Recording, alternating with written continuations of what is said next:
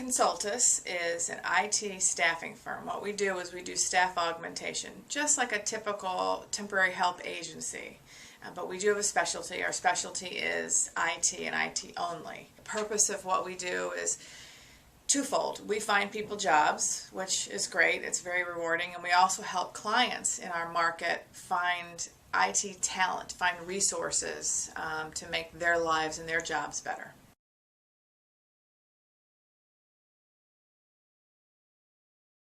Recruiting staffing is never a 40-hour work week. It's very fast pace. It's a commission-based job, so you can set your own commissions. If you want to make a lot of money, you're going to work more than 40 hours a week. If you don't want to make a lot of money, then you're going to work a 40-hour work week.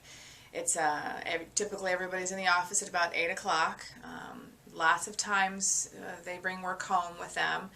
If you're working with a candidate, for example, if you're working with a candidate that is full-time, that works full-time, the best time to speak with them will be after hours when they're home. They can be more candid. They don't have to sneak off into the bathroom or outside on the cell phone. So a lot of times recruiters will bring work home.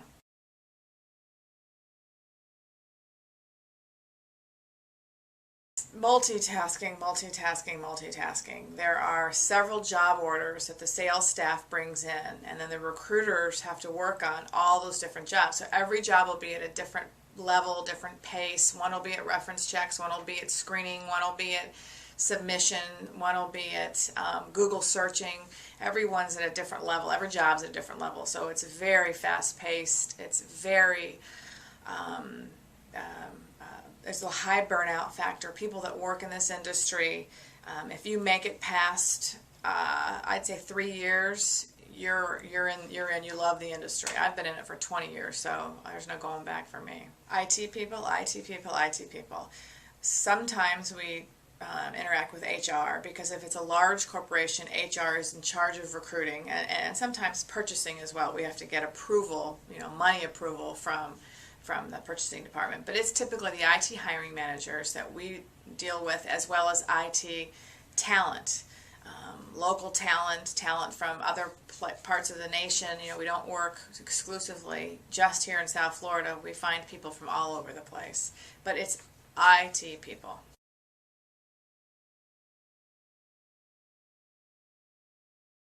You make a placement. You find a job for somebody, whether it's a contract or a full-time, and you make the hiring manager, the companies, you make them happy because they've found somebody to make their lives easier.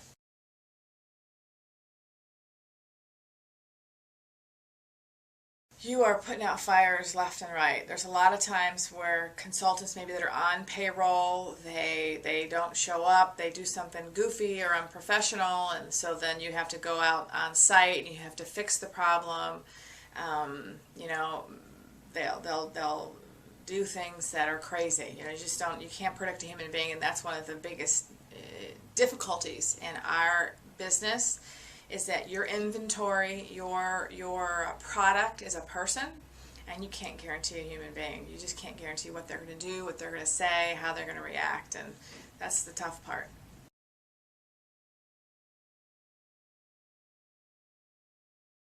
The recruiters are very involved in networking events, user groups, which are typically held after hours.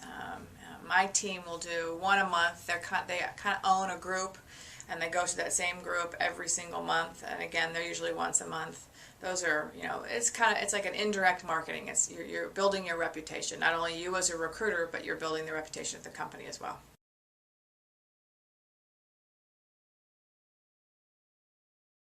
By the number of placements. I mean, if I make a lot of placements, then I'm going to have my job security because I'm making money for myself and I'm making money for the company first and foremost. That is it. There are metrics that we have to maintain. For example, a certain amount of phone calls a day, a certain amount of submittals a week. It's just performance metrics to make sure that you can't manage what you can't measure. So we do have performance metrics, but placements are how it works.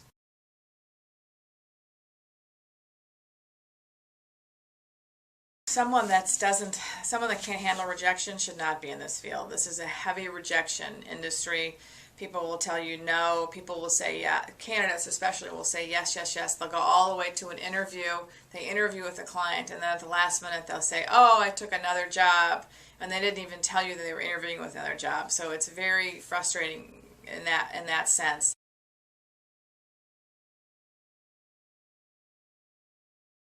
People that are very aggressive, that love to control their income, because you do control your income. Because I said before, as I said earlier, it's a commission-based company commission-based role.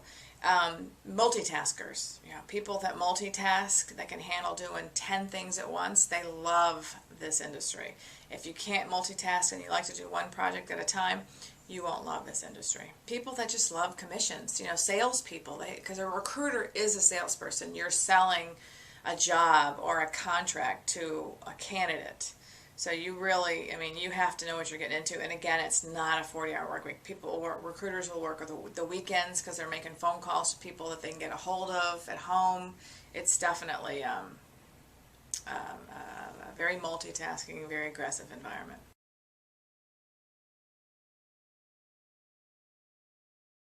Well, fortunately, this is our family business, so it was a no-brainer for me to eventually get in it. Our family has been in the staffing industry since 1947, so you can say it's in my blood. And I enjoy it thoroughly. As I said earlier, 20 years into the business, I'm not going anywhere. I really love it. I went to University of Arizona. My degree was broadcast journalism, which has nothing to do with this. I really don't feel that a recruiter needs a degree to get into this field. You just need the gift of gab and the ability to multitask and be very self-motivated. Before I went into the family business, I did work for a cosmetic company for a number of years, and I got an idea of selling, and I got an idea of dealing with different personalities and different people. I was the middleman because I would sell a cosmetic product to a company or to a store, retail store. So, and this is very similar because we are the middleman. We're almost a broker. We try to find talent, jobs, and so we're in the middle.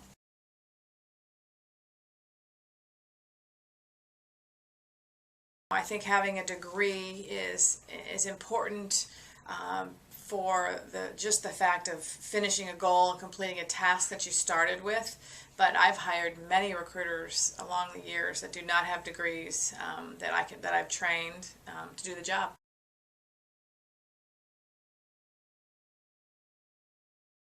I will have my recruiters sign up for different recruiting type selling and recruiting type training. There's a bunch of them out there. They do a great job, but not really in school.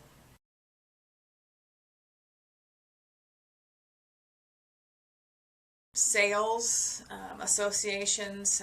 There's one real big group called the American Staffing Association, but those people that are involved in that are already in the industry. But there are definitely websites you can Google to find out, if recruiting is for you. There's a website called ERE.net, which is also very helpful in deciding, what you want to do, if you want to be a recruiter or if you want to be in the industry but you want to be on the sales side of the house. There's two different avenues you can pursue, recruiting and sales. Or you can do both, which is what you would consider a true headhunter. Where that individual works both with companies and the talent and puts them together, and they work, as this industry says, they work the same desk.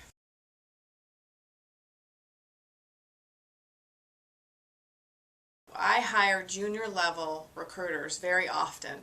If I have a seasoned staff of recruiters, it gives me the luxury of hiring a junior level that we call a sourcing recruiter. And a sourcing recruiter is not commissioned yet, but we train that role and moving into a recruiter eventually.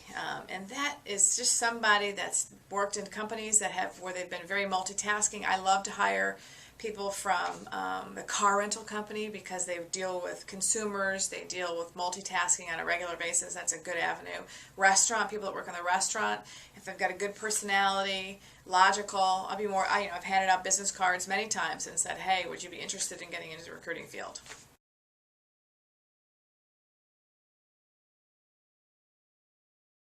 How much I like it, how much I love it. And like I said earlier, the burnout it could be pretty significant in our world. But once you get past that proverbial hump, I mean, you find people jobs. We've gotten flowers, we've gotten candy, we've gotten the greatest thank you notes from candidates that we've gotten jobs for, and it's rewarding because you're making two people happy instead of one, actually three, including yourself. So it's a rewarding industry. I love it.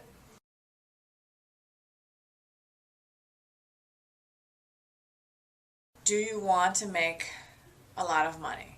That's the first question, because again, this is a commission-based industry and you can control your income big time. I mean, it depends what you want.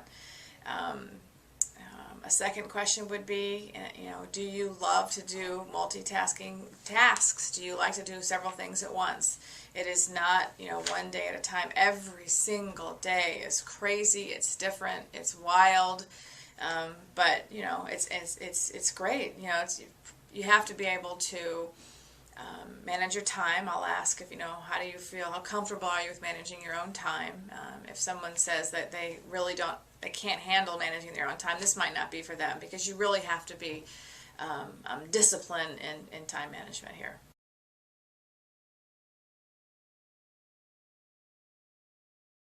If I didn't love what I did, I would move on. But it's a great business, and it really is a no-brainer to me that if a company needs work done and they have projects and they're overloaded, to bring in some temporary staff to help them out, it's just, it's great. And now with the economy, when we have recessions or the economy dips, the best place to be is in the staffing industry when the upswing comes, because companies don't want to hire full-time headcount, but they love to hire contract or contract to hire labor, and then eventually they'll get approval to bring on people, and then so our business increases significantly when the dip starts to come up a little bit. I'm Jamie Delsing, managing partner, and now you know what I do.